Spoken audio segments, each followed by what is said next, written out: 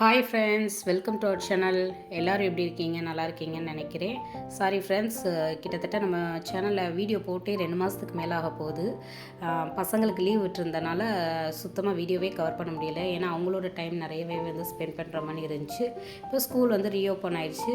அதுக்கடுத்து பார்த்திங்கன்னா கொஞ்சம் உடம்பு சரியில்லாமல் இருந்துச்சு. இன்னுமே கொஞ்சம் கோல்டு இருந்துகிட்டே தான் இருக்குது. இனி தொடர்ந்து வீடியோஸ் வரும். வாங்க இன்றைக்கி என்ன பண்ணலான்ட்டு வீடியோக்குள்ளே போய் பார்த்து தெரிஞ்சுக்கலாம். ஸ்கூல் ரீஓப்பன் ஆனால நிறைய கிட்ஸுக்கு என்னடா ஈவினிங் ஸ்நாக்ஸ் செய்கிறதுன்ட்டு நிறைய அம்மாமார்களோட தலையை போட்டு பிச்சுட்டு இருப்பீங்க. எனக்கு தெரிஞ்ச ஒரு 4-5 ரெசிபி தான் நேருக்கு உங்களோட ஷேர் பண்ணுறேன். அதில் ஃபஸ்ட்டு என்னன்னு பார்த்தீங்கன்னா அவல் லட்டு தாங்க. மதுரை சைடு இருக்கவங்களுக்கு தெரியும், இது ரொம்பவே ஃபேமஸாக எல்லா ரோட் சைடு கடை சுண்டல் கடையிலையுமே இது கண்டிப்பாக இருக்குது. இல்லாத கடையே இருக்காது. நான் அந்த மாதிரி எனக்கு பார்த்து ரொம்ப டேஸ்ட் பண்ணி பிடிச்ச ஒரு ஐட்டத்தை தான் இன்றைக்கி நான் உங்களோட ஷேர் பண்ணுறேன். அதுக்கு நான் இன்றைக்கி 2 வெள்ளை அவலும் சம்பாவல் ரெண்டுமே எடுத்து வச்சுருக்கேன். அவலில் பார்த்தீங்கன்னா லேஸாக டஸ்ட் இருக்கும் ஃப்ரெண்ட்ஸ். அதனால் கொஞ்சமாக வாட்டர் சேர்த்து நல்லா அலசி வடிகட்டி எடுத்து வச்சுக்கோங்க.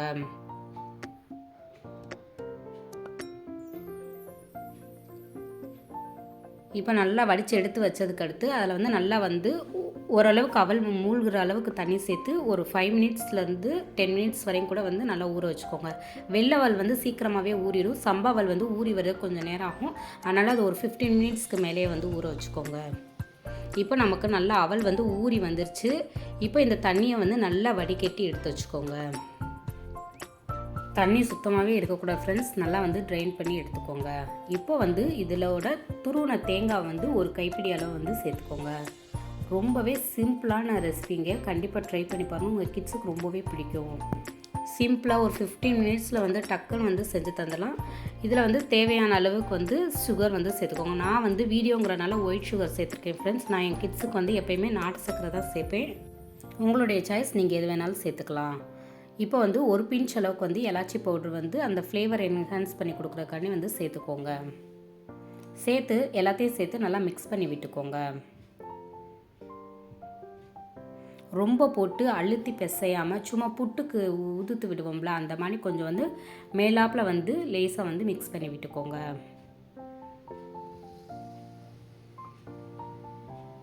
இப்போ நல்லா மிக்ஸ் பண்ணியாச்சு. இப்போ கையில் கொஞ்சமாக கீ அப்ளை பண்ணி நல்லா ரவுண்ட் பால்ஸாக ஊட்டி எடுத்துட்டிங்கன்னா அவல் லட்டு ரெடி ஆயிடுச்சுங்க. அவ்வளோதான் ஃப்ரெண்ட்ஸ்.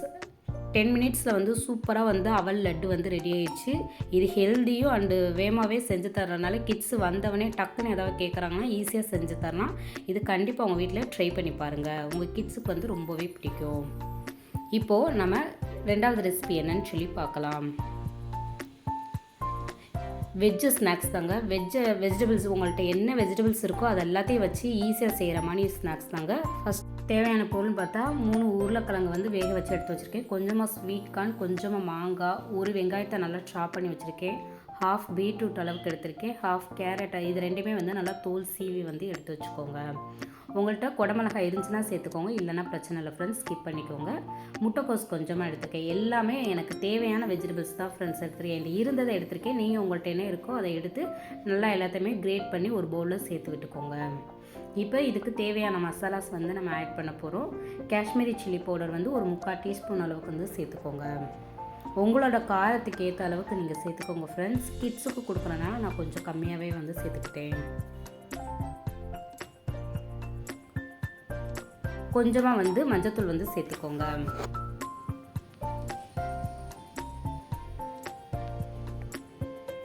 ஹாஃப் டீஸ்பூன் அளவு கரம் மசாலா சேர்த்துக்கோங்க.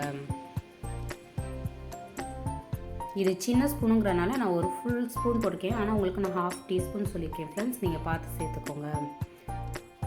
ஹாஃப் டீஸ்பூன் அளவுக்கு ஜீரக பவுட்ரு. இந்த ஜீரக பவுட்ரு நல்லா வறுத்து பவுட்ரு பண்ணி வச்சுக்கோங்க. எல்லா ரெசிபீஸ்க்குமே யூஸ் பண்ணல ரொம்ப டேஸ்ட்டாக இருக்கும் ஃப்ரெண்ட்ஸ்.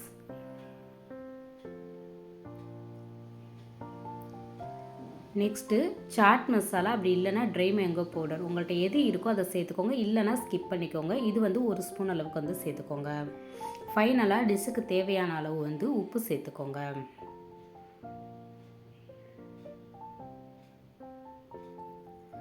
பெப்பர் ஒரு ஹாஃப் டீஸ்பூன் அளவுக்கு சேர்த்துக்கோங்க ஃப்ரெண்ட்ஸ். லாஸ்ட்டாக லெமன் ஜூஸ் கொஞ்சமாக வந்து பிழிஞ்சு விட்டுக்கோங்க. இப்போ இது எல்லாத்தையும் நம்ம மிக்ஸ் பண்ணி எடுத்துக்கலாம். இந்த ஒரு மிக்சிங் போதுங்க. நீங்கள் கட்லட் செய்யலாம், சப்பாத்திக்குள்ளே ஸ்டஃப் பண்ணி தரலாம். நம்ம என்ன நினைக்கிறோமோ ஈஸியாக வந்து நம்ம கிட்ஸுக்கு வந்து செஞ்சு தரலாம். இன்றைக்கி நான் வந்து ஜஸ்ட்டு வந்து ரோல் பண்ணி கட்லட் பண்ணி தாங்க பொரிச்சு கொடுத்துக்கிட்டேன். நீங்கள் தவா ஃப்ரை பண்ணாலும் பண்ணிக்கலாம். ஆனால் நான் இன்றைக்கி இதை என்ன செஞ்சேன்னா, இப்படியே ரோல் பண்ணி அவல் இருக்குல்ல, அவல் க்ரம்ஸில் வந்து நல்லா டிப் பண்ணி நான் வந்து ரோஸ்ட் பண்ணி எடுத்துக்கிட்டேன்.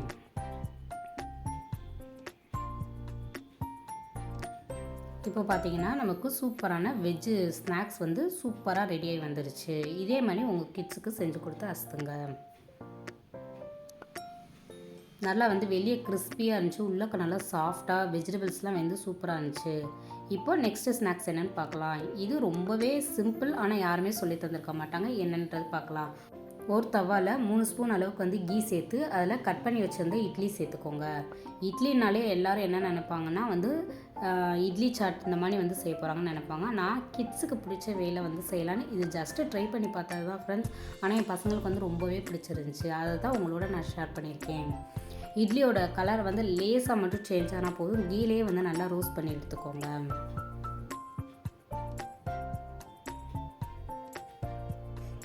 இப்போது இதில் வந்து ஒரு பீஸ் அளவுக்கு வந்து ஹோம்மேட் சாக்லேட்டை வந்து நான் கிரேட் பண்ணி சேர்த்துக்க போகிறேன் ஃப்ரெண்ட்ஸ். நீங்கள் உங்கள்கிட்ட ஹோம்மேட் சாக்லேட் இருந்தானா சேர்த்துக்கலாம். அப்படி இல்லைனா டைரி மில்க் இந்த மாதிரி வெளியே கிடைக்கிற சாக்லேட்ஸும் வந்து சேர்த்துக்கலாம். ஆனால் ஹோம்மேட் சாக்லேட்டுங்கும்போது வந்து கொஞ்சம் ஹெல்த்தியாக இருக்கும், பசங்களுக்குமே கொஞ்சம் டேஸ்ட் நல்லா பிடிக்கும்.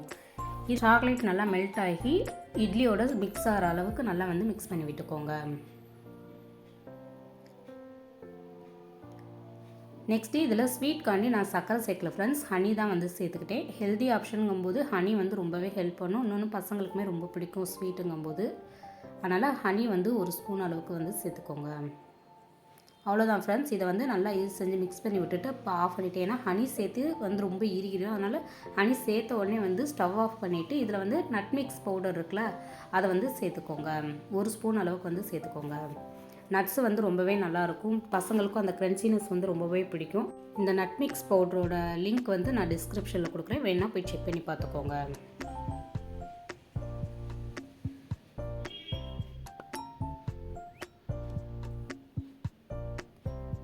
அவ்வளோதான். இப்போ நம்ம வந்து சர்வ் பண்ணிடலாம். கண்டிப்பாக உங்கள் கிட்ஸுக்கு வந்து இந்த சாக்லேட் இட்லி வந்து ரொம்பவே பிடிக்கும் ஃப்ரெண்ட்ஸ். கண்டிப்பாக ட்ரை பண்ணி வீட்டில் எப்படி இருந்துச்சுன்னு மறக்காமல் எனக்கு கமெண்ட் பண்ணுங்கள். என் பசங்க ரொம்பவே எம்மியாக இருக்கும் மம்மி அப்படின்னு சொல்லி ஜாலியாக வந்து என்ஜாய் பண்ணி சாப்பிட்டாங்க.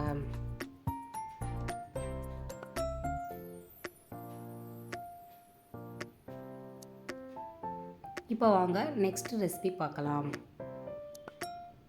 இதுவுமே ரொம்ப சிம்பிளான பிரெட் ஆம்லேட் ரெசிபி தாங்க. வீடியோ எடுக்கிறதா ஐடியாவே இல்லை, சரி இதோ உங்களோட ஷேர் பண்ணலாமேன்னு சொல்லி தான் ஆனியன் சாப் பண்ணதுக்கடுத்து எடுக்க ஆரம்பித்தேன். 2 ஆனியனை வந்து நல்லா சாப் பண்ணி எடுத்துக்கிட்டு அதோட ஒரு தக்காளி, கொஞ்சமாக வந்து கொரியாண்டர் லீவ்ஸும் கறி லீவ்ஸும் வந்து சேர்த்துக்கோங்க.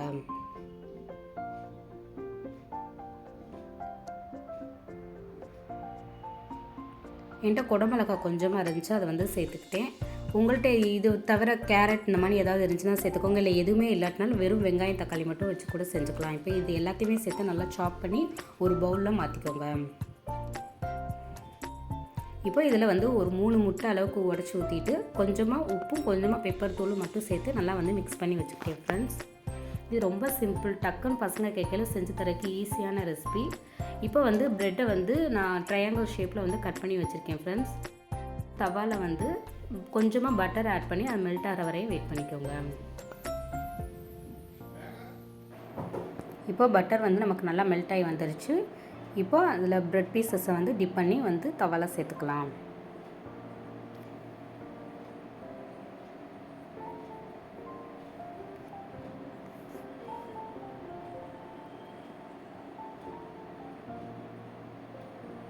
இப்போ வந்து திருப்பி விட்டு அகெயின் வேக வச்சுக்கலாம்.